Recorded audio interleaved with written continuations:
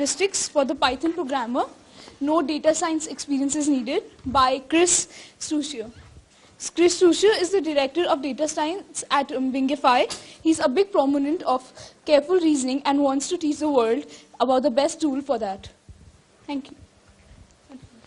Yeah, so I'm going to basically be teaching you today how to change your opinion. And not just change your opinion, but change your opinion in the best way possible. There's a very famous quote by Paul Samuelson. When my information changes, I change my conclusions. What do? He said this in response to someone in Parliament, I believe it was, who was asking him why he keeps changing his opinion and coming in and saying something different. And it's because he comes in, 6 months later he learns new things, he realized he was wrong before, and he wanted to be right, so he changed his wrong ideas. So how many of you have used Numpy? Okay, so this is mostly familiar.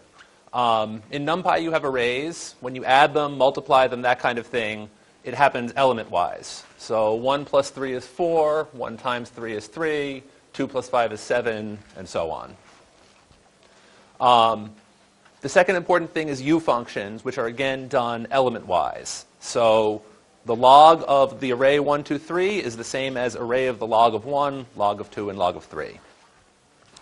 And the last bit of Python we're going to need in this talk is that when you use an array as an index in another array, what you're doing is you're selecting out the indices you've pointed at. So if I were to say result of 1, 3, 5 is equal to 7, that's the same as saying result of 1 equals 7, result of 3 equals 7, result of 5 equals 7. Or separately, if I were to just use this as an expression, it would basically give me no matter how large result was, this would give me a three-dimensional array which had the first entry, the third entry, and the fifth entry from the old result. This is all familiar to everyone? By the way, at any point stop me with questions because I want to make sure, I would rather we all understand the first bit of this talk and I don't even get to the end than actually get to the end and everyone's confused. This one? Okay. So normally if I had an array, I would say result of 7 equals 5. Or sorry, result of 5 equals 7. That would be assigning the value 7 to the fifth element of the array. When I do this, result of, so notice how there's double square brackets, right? This is saying take the first, third, and fifth element of the array and assign 7 to them. Okay. So you are doing this simultaneously? Yes, you're doing it simultaneously. So in Numpy we do this because it's shorter to write and also it's faster. Arrays is still one dimension. Correct.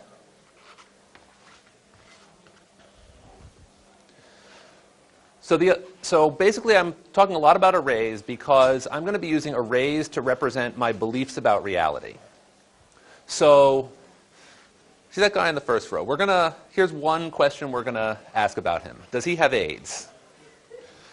So we're going to use an array, and the 0th element of this array is going to represent the idea that he does not have AIDS. And the first element of the array would represent the idea that he does have AIDS. So we'll go forward and we'll be essentially saying that so we have an opinion. It's a two-dimensional array. If opinion of 0 is large, that means we think probably he does not have AIDS. And if opinion of 1 is a large number, it means we think he probably does.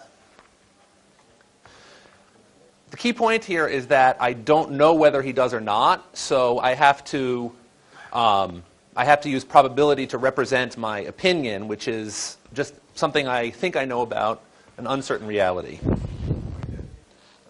Cool. So the first thing we're going to discuss is the multiplicative weights algorithm. So we take an array called weight, and this again is just what I described before. It represents, we have some number of world states, in this case 2, doesn't have AIDS, does have AIDS. And we set it equal to, so we build an array that is comprised of 1s, and then we divide it by the number of world states. So we started off with each world state having 1/2. So I'm going to start off describing the multiplicative weights with a slightly different problem. I'll come back to disease prediction. So the multiplicative weights algorithm is the following. We come up with, for each piece of evidence we get, we build a new array called update. Update is going to be large if the evidence is consistent with the world being a certain way, and it'll be small if the evidence is inconsistent with the world being that way. And then for each piece of evidence, we just multiply the weight array by this. So here's the problem. We want to find a terrorist. We know, for whatever reason, we know the terrorist is one of 10 people. So we'll let our world states be I equals 0 is Steve is the terrorist, 2 is Varsha, 1 is Varsha, 2 is Jotun, and so on, all the way up to person number 9. Now we just have to wait until we discover evidence. First piece of evidence is that a bomb has gone off in Pune, but not everybody was in Pune at the time. So evidence is going to be an array containing which people were present at the in the city at the time the bomb went off. What we'll do with our update array is we'll first build an array, has 10 elements, and it's full of the number 0.1. And then, remember how I said this is updating the array at all the places. So at all the places where the terrorists are present, so it might be 0, 1, 2, 5, 7, we'll set this array to 2. So the result is going to be an array where there's 2 since 0 is there, 2 since position 1 is there, 2, and then since position 3 is not there, it's going to be 0.1. So then we multiply the weight by this update array, and it now looks like this. It's basically set to 0.2 in the places where, for the positions representing a terrorist that was a person who was in Pune and was potentially a terrorist, and it becomes smaller for the people who were not in Pune at the time. So we're essentially saying we've partially eliminated these people. It's possible one of them put it there and set it off remotely, but that's less common. So now we'll gather more evidence. Let's say there's a real bombing spree, and someone set one off in Nagpur, Nashik, and we just look at who was present at the time in the city at the time the bomb went off. We go through the same procedure. This is a little one-liner that just turns this string into a sequence of evidence arrays. And then we replace, and then for each piece of evidence, we just multiply the weight by that. So at the end of the day, what happens is we get an array that looks like this. That's a small number, that's a small number, that's a big number, small, small, everything is small except for this guy. So this represents that this guy was present at most or all of these bombings, at least present in the city. So that's an indication that probably he's the right guy. So multiplicative weights is basically saying if reality seems inconsistent with this idea, multiply it by a small number. And if reality is consistent with this idea, multiply it by a big number. And then eventually, the hope is that all the numbers that are not real will become small, and you'll only have one real number remaining. Does this make sense so far? And so this is basically what happened. Jotun was present in every city, so we multiplied him by 2 6 times. And everybody else was present at only at most 3 or 4. So for them, we multiplied by, so let's say someone was there for three attacks. We multiplied them by 2 3 times, which got him up to 8. And then we multiplied by 0.13 times, which got him to be 0.008. Now, here's why this algorithm isn't, it seems great, but it's not all it's cracked up to be at the moment. Where did 2 and 0.1 come from? I just made these up. So there's nothing particularly special about them. They're just, I basically just pulled them out of my ass and hoped for the best. It happened to converge, but a lot of times it doesn't. So the point of Bayesian statistics is basically to take the multiplicative weights algorithm, but then actually know the right numbers to put in. So to do this, we need to describe a little bit of probability and what it means. Probability is about opinions. So fundamentally, every number I give here is a subjective opinion. It's based on taking what I believed before I had any evidence, and then changing my opinion every time I get new information, and getting something different. So if me and someone else here have a different probability assessment of a phenomenon, That's totally reasonable because we just have we have different priors, different opinions before we start, and we've changed those opinions. Now, once we gather enough evidence, it'll eventually become certain. We'll both eventually agree, but long before that, we may not. So again, probability is going to be an array, but with a little more conditions on it than the arrays I was describing in the previous example. So the key point is that they always have to be positive, and the sum of them has to be 1.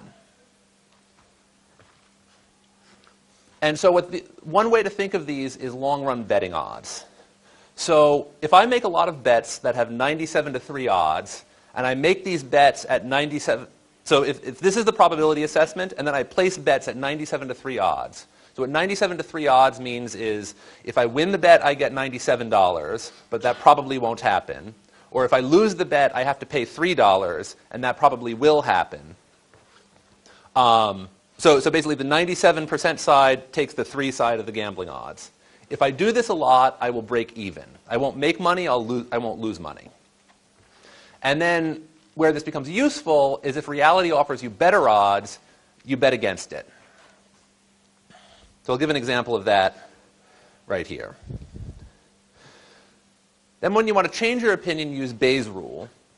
And so basically, this number here is, we're not going to worry about this at all. This number here is the same update in the multiplicative weights algorithm.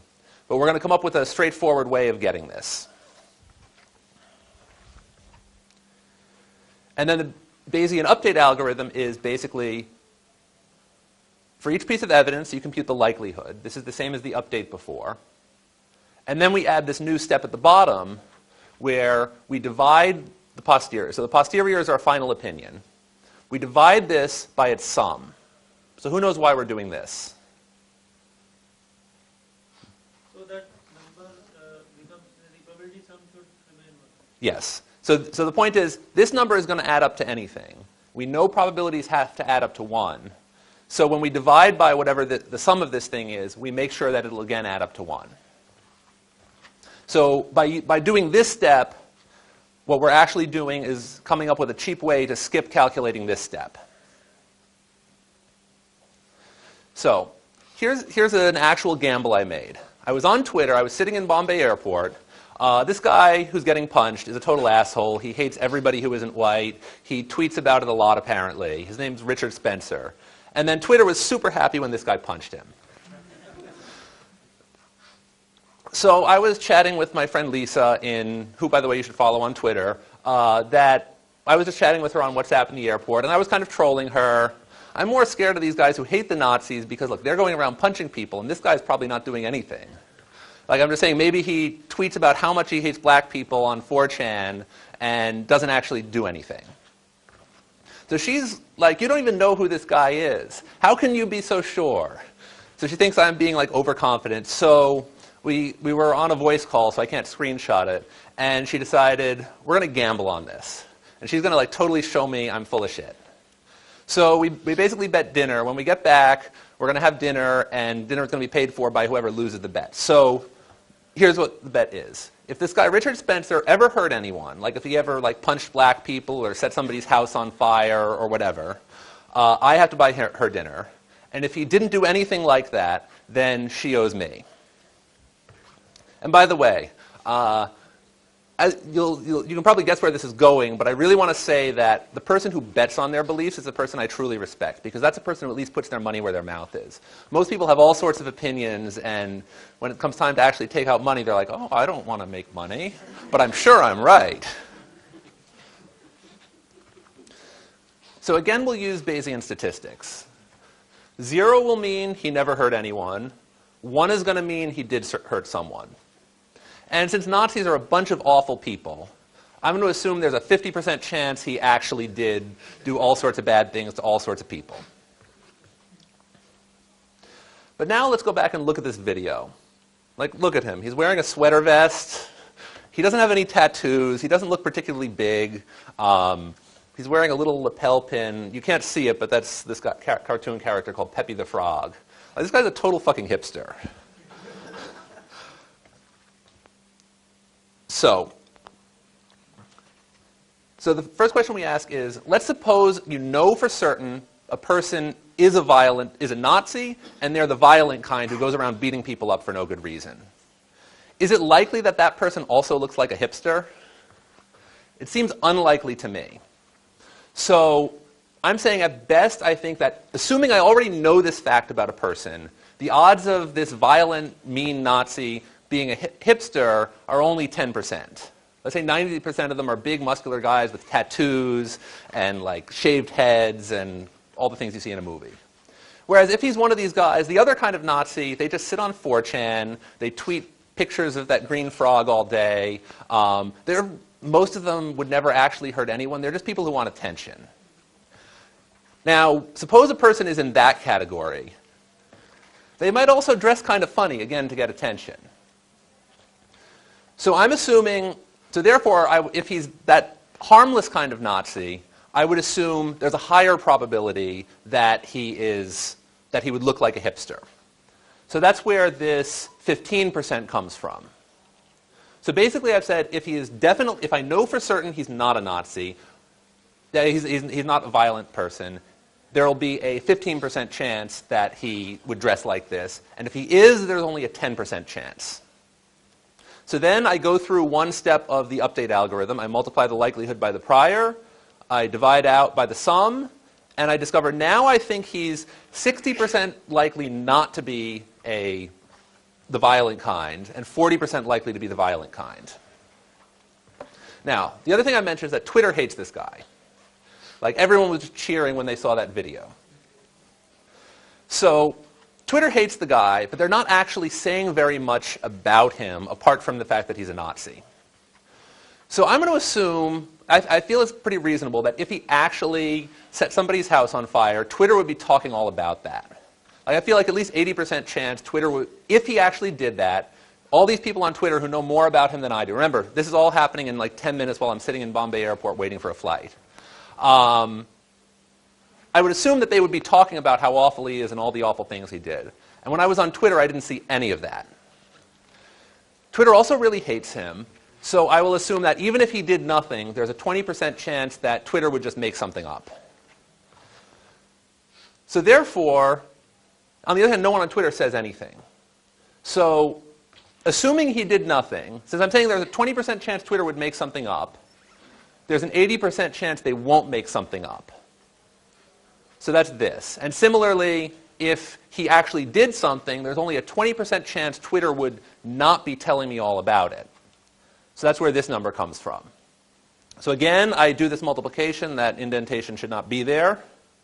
And I get a posterior of 85% chance that he didn't do anything. He just goes on to 4chan. And a 14% chance that he has actually done something. Now, Lisa offered me, if I lose, I buy her dinner. If I win, she buys me dinner. So those are 50-50 odds, but the odds are 85 to 15, at least in my opinion. So I do this calculation, 1 dinner times 0.8 times this number, plus 1 dinner times this number. To me, this looks like I'm getting, if I repeat this bet a lot of times, I'll get on average 0.7 free dinners every time I do it. I like free dinner, so I take this bet.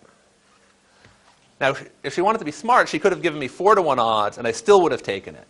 So 4-to-1 odds means that if I win, I buy her dinner 4 times. If she wins, she buys me dinner only once. So then I got off the plane, and I saw this email.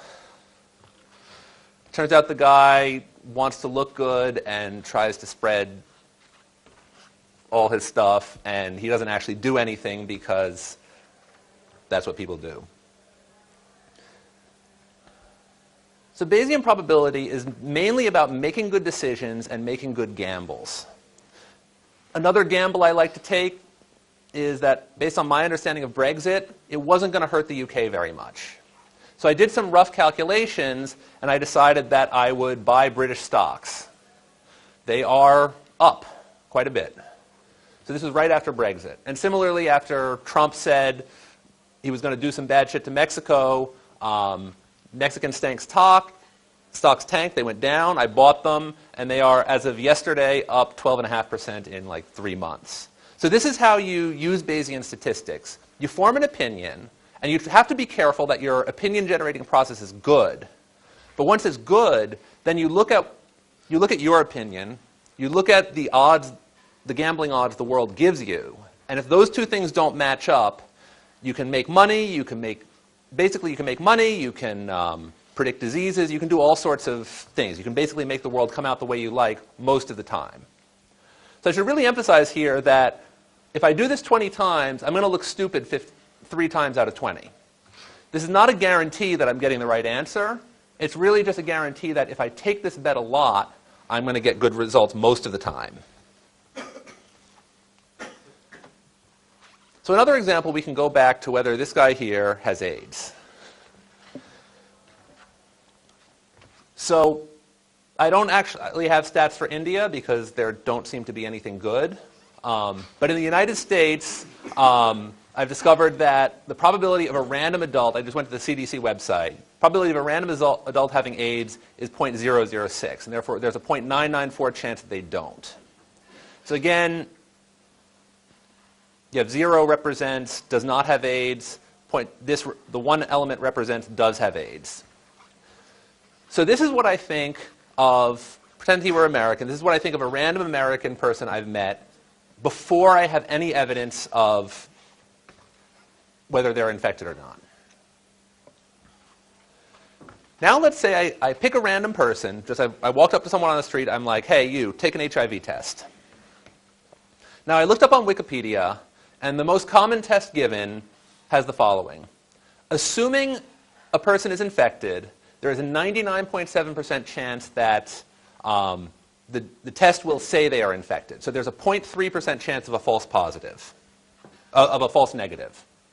And there's also a 1.5% chance that a test will say an uninfected person has HIV. So again, we can just take these numbers and plug them into our likelihood function. So now we're going back to the scenario. I've got a random person. I give him an HIV test, and it came up positive. So this likelihood is what represents it for someone positive. What do you all think the odds are that this person has HIV?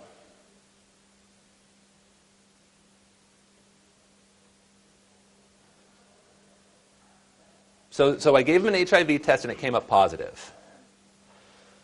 What would the odds be?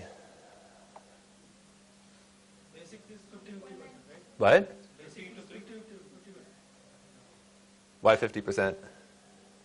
You have all the information. So on this slide and this slide, I've given you all the information. 15 to 3. What? 15 to 3. 15 to 3. I can't actually check if that's... I have it in a percentage in my mind, so I don't know if that's right. But basically, if we go...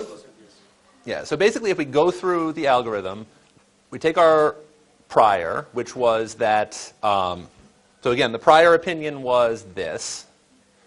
We multiply by the likelihood. So what's happening here is we have a large number in the 0 place, a small number in the 1's place. We have a small number in the 0 place and a large number in the 1 place. This will shift our opinion towards, we'll be a lot more likely than we were before to think this person has AIDS, but the odds are still only 28%. So basically, you choose a random person, you give them an HIV test, and this is in the United States, it'll change depending on where you live. You get a positive result. The odds are still actually pretty low that it was a real result. Most positives are false positives when given in this way. So this is why actually most medical diagnostics, they don't just give you a random test for every uncommon disease. If they give you a test for 100 random common diseases, they'll get 1 or 2 false positives. So instead what they do is they wait till they have diagnostic information. If they see symptoms, they will then give you a test for something consistent with those symptoms. The other thing that's really important to note here is that the prior, in this case, 0.994 and 0.006 matters a lot. So here is another kind of sad fact about the United States, which I also pulled from the CDC website. If a person is heterosexual, they have a 0.002% chance of having HIV. So that 0.002 is a lot less than 0.006. And if a person is gay, they actually have a 20% chance of having HIV before you've given them a test. That's actually a pretty high number. So if you were to plug these, so assuming now I know whether front row guy is gay or straight, I'm pretty sure he's straight, by the way. So if you know the person is straight, rather than having a 28% chance of them having HIV after a positive test, you actually only have an 11% chance. And on the flip side, if you give any random gay person an HIV test, you get a positive result, you'll have a 94.3% chance of it being correct.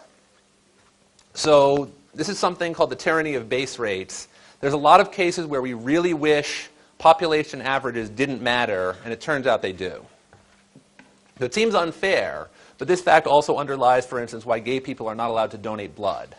It's just because even once you get on the flip side of this, when you get the negative test result, because the prior is so high, it doesn't actually make it that safe. So does everyone follow what we've done so far? Any questions now? I'm happy to go over these two examples more. Sure. See, all these are different, like different conditions. You know, you impose on, like, keep imposing one by one, right? Yes. For a given set of data, how does that multiplication happen? You know, like how do you make an array out of it? So multiplicative purpose. For what? For this multiplicative purpose, like to arrive at a result, at each stage, like let's say they were all conditions true, then you would apply one by one, right? Correct. Then you say, okay, after this, for example, Mr. X, who was also this, who pretended to be a gay, who was also like from Negative test. and like that. So then you basically multiply and come to a number, right? Yes. So that means these numbers plus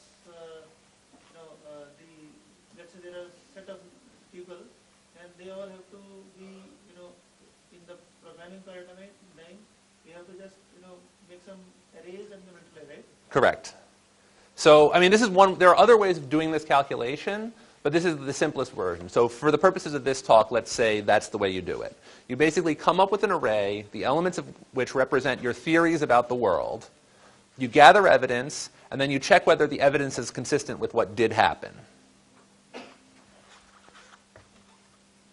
So I'll show you another example which maybe illustrates. One more Sure. thing is that how do we put the order? Like, does that matter? Sometimes, are there any cases that a particular condition, has to be before or after? Order doesn't matter. At least if things. So that's a slightly more complicated question, but like for the examples I'm describing here, it doesn't matter. As long as each piece of evidence is independent of the others, it doesn't matter.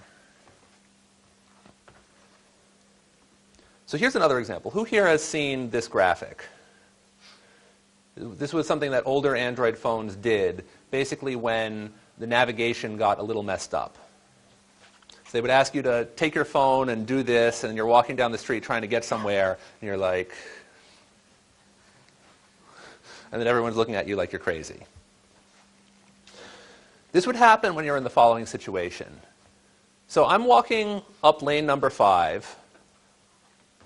My phone is pointing up and down, but Google Maps thinks my phone is pointing west. So I'm walking this way, but the compass on my phone says I'm walking this way. So this happens sometimes when the compass gets uncalibrated, and Google used to make you do this. And then they would just read off the sensors and figure out what actually the right way to do it is. Yeah. But there's actually a better way to do it that they now do, which basically doesn't require you to do any work at all. So essentially the observation is the following. If I have my phone out and I'm navigating, I'm probably doing it like this. So if I'm moving this way, but my phone is pointing this way, that means that things have probably gotten out of whack. So the question is, how can Google just automatically correct for this? So one other thing you might observe is that each time I move, my phone is always pointed 90 degrees to the left in this example. So the theory we're going to have is that the compass sometimes gets screwed up. It gets screwed up by a constant factor, and it's just, so there's basically some bias in the compass. If I'm pointing this way, it's going to say that way. If I'm pointing this way, it's going to say that way, just, or some other angle. But one fixed angle is the key idea here. So what we want to know is where I am, what direction I'm moving. And unfortunately, we don't have that information. The only information we have is the following. We get a GPS measurement, which is actually a pretty noisy measurement. So if you actually look at raw GPS numbers coming out of your phone, right now it might say I'm here. Later on, it might say I'm over there. And then 3 seconds later, it'll say I'm over there. Because they're actually noisy measurements. And Google Maps actually does some algorithms to make them look a lot more stable on the map. And the second thing I get is this compass measurement C, which we know is actually wrong. So imagine we knew the compass was wrong, but the GPS was perfect. Here's what we'd do. We'd observe the compass says I'm pointing, let's say, this direction. So I take a step, and so I have two GPS positions, one here, one here. My compass says this way. So then we would basically do a little bit of trigonometry and measure this angle. It's the angle between this and this. That would be super easy. The problem is that the GPS measurement is not actually very accurate. So the actual information we have is one GPS position here, another GPS position over there, let's say, and then the compass is pointing this way. So if we measure this and this, we measure this angle, we get one number. Then I take another step. There's another compass measurement, which is back here. Happens once in a while. The compass is pointing this way. We get a totally different angle. And then we take another step, and we get another position. So we can't just do simple trigonometry anymore. But we can use Bayesian statistics to, after taking a number of steps, get a consistent opinion. So what our model is, I'm not going to go through all the math because we're actually running out of time. But the basic idea is we take a model of the world, which is to say that the compass reading, namely the number that's reported to the operating system, is equal to the true direction plus some bias b. And then similarly, what we assume is that every time I take a step, my new position is going to be pointing in the same direction as my true compass. So if this is true, this is the biased reading, my next position is going to be like this. And then I'm going to go a different way. Compass is pointing this way. I take a step, and I'm going to move in the direction the compass is really pointing. So in this case, the hidden state is that actual bias in the compass. So like before, I'll take I equals 0 up to 359. I'll make an array which corresponds to pointing, so I equals 0 is 0 degrees, and it's in radians because that's what Python expects. I equals 1 would be 1 degree, 2 degrees, and so on. So each hidden state is one direction the compass might be biased by. And then as a prior, I'll just assume all biases are equally likely. Because in fact, the number a compass reports is not actually meaningful. All that matters is the mapping between the number and the direction. So then what we have to do is we have to have some idea of what the GPS error looks like. Like I said, we're actually out of time now, and I'm sure they're going to be kicking me out shortly. But basically what we're doing here is we're just accepting that our true position is a noisy measurement of our actual position. So I'm actually here, but the GPS says I'm here. So we can go through some math here. What I'm doing here is basically trigonometry and then a little bit of probability. Yeah, I'll skip over this. But the basic idea is that what we do is we come up with a picture like the following. So these blue dots are going to represent our old and our new GPS position. Okay? Pardon?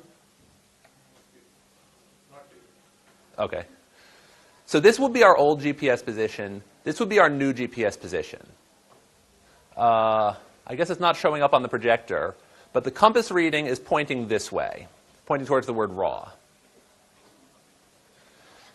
Now, what this cloud up here represents, and the cloud actually is much larger, so you can't quite see it because the projector just isn't having full color depth. This cloud represents the places where, taking into account the GPS error, our true position might have been. So even though the GPS measured us to be here, we could actually be here, we could actually be here, we could actually be here. This is less likely, this is more likely. So the brighter the color is, the more likely we are to be at that position. So it's basically saying, probably my GPS is here, could be here, it's probably not over here, but it's a little bit possible, with very low probability it's out here. So then what we do is, taking into account this probability, so the probability has a high number here, a low number here, and then we fix the bias. So we assume this is the raw reading, and this blue line is the true position. So imagine the blue line were down, the true position were down here. This is actually very far from our GPS reading, so the likelihood of that is low. As we're getting closer and closer to the true reading, the likelihood is going up, so that the most likely possibility is that the GPS is right. And then as you get further and further from what the GPS said, it becomes less and less likely. So on the x-axis, it says 0 to 2 pi, but that's 0 to 360. If you want degrees. So this is, again, a representation of the likelihood of the bias in the compass. So in this case, it's peaking at, this is about 90 degrees right here. Does this picture make sense? So this is one GPS measurement. And so again, what we do is we take this likelihood, we multiply the posterior by it. So this is the this is the GPS positions after you've taken a step. GPS positions before you've taken a step, the measured angle, and then this B-grid function here is just this. Basically just this array. So it's an array representing 0, 1 degree, 2 degrees, and so on. So in one step, this kind of gets us information, but we really can't exclude any possibility. All angles are possible. And then data can be very noisy. So let me just refresh the page so that we start this from the beginning. How do I? Okay. So you can see how, so this is the likelihood at each measurement step. So each of these is one measurement. I took a step, took a GPS reading, looked where the compass was pointing. Did it again. Each of those is one piece of evidence. Now the likelihood is all over the place, because each piece of evidence has a lot of noise in it. You really don't know what it means. But then when you combine all these pieces of evidence, again, just following the algorithm, multiply and then divide at the end, you get a posterior, which is actually converging to something pretty narrow. This is approximately 270 degrees. And in fact, 270 degrees is what I used when I generated this data. So basically, one step doesn't tell you much, but you take 10 or 100 steps. I think this goes up to 200 steps before it resets. You get something pretty conclusive. Yeah, so it just reset. It's still pretty wide, and now it's narrowing as you go. Does this all make sense? Everyone feel like they could reproduce this apart from maybe the trigonometry? Okay. So that's Bayesian statistics. It's a really simple way to form beliefs about the world. It's known to converge. So that means that as long as you get enough evidence, everyone should agree and you should agree with reality. And it's a fairly systematic way of solving these problems at the cost of being very computationally intensive. And I'll also mention there's a Wingify logo here, which is just not showing up. I wonder if the red pixel in the projector is not working. And so we're Wingify, and we are hiring for basically all roles. Questions?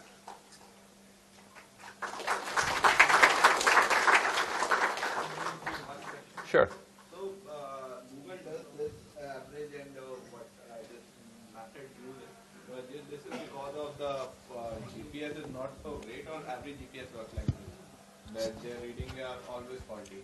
My question comes from because when there are like fighter planes and all, they also use the GPS location but coordinate system.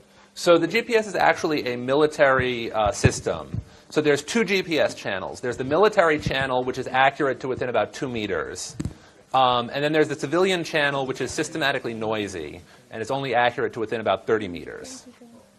So the basic idea is so that civilians or anyone who's not military can't, and when I say military, I mean strictly U.S. military and a couple of allies, so that no one else can build GPS-guided bombs.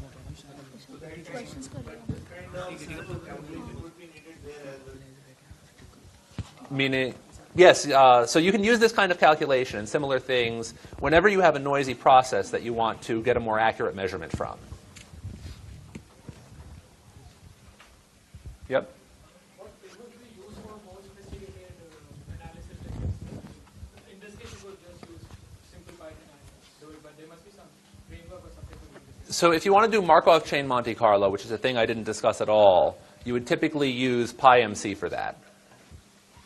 And then there's also Stan, which is not Python, but it's pretty good. More questions?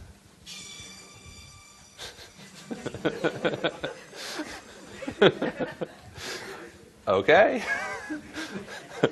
Guess that's it.